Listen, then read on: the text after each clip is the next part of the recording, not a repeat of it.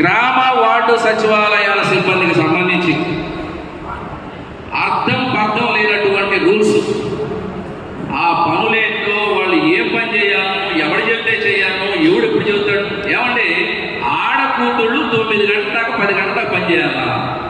మరి బుద్ధి లేదా సన్నాసులా మీకు? మీరు ఎట్లాగా పెద్ద పెద్ద ఆఫీసర్లు అయ్యారో, ఎట్లా రాజకీయ నాయకులు అర్థం కావట్లేదు.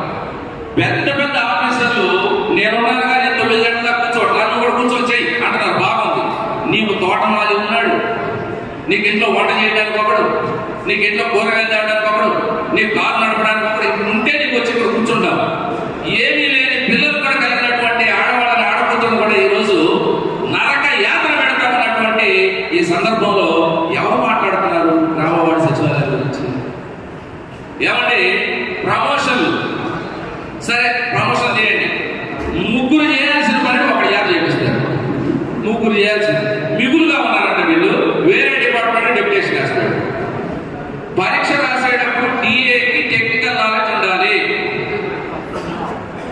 అలాగే సోషల్ వెల్ఫేర్ అసిస్టెంట్కి టెక్నికల్ నాలెడ్జ్ అవసరం లేదు.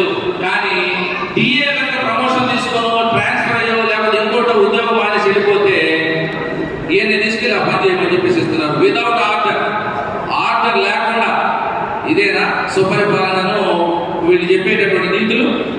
ఈ నీతులు కేవలం ఉద్యోగులు చెప్పేటటువంటి దానికైనా ప్రభుత్వాలు పాటించాలా?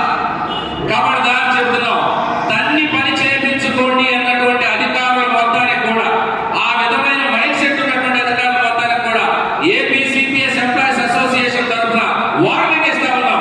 ఏ ఉద్యోగస్తుడి జోలికి వచ్చినా, అనవసరంగా నోటి తోల చూపించినా మీ ఆఫీస్ ముందు టెంట్ వేసి మేము నిరాహార దీక్ష దిగుతామనే విషయాన్ని తెలియజేస్తూ, మిత్రులారా ఎవరు భయపడద్దండి. ఇప్పుడు ఇచ్చేటటువంటివన్నీ కూడా ఆ ప్రభుత్వం ఇచ్చింది, ఈ ప్రభుత్వం కాదు. మనం చేసినటువంటి పనికి, మనకు చేస్తున్నటువంటి కష్టానికి మనకు వస్తున్నటువంటి ప్రతిఫలం తప్ప ఎవడో ఏదో దాన ధర్మంగా ఇచ్చినటువంటి విషయం మాత్రం కాదని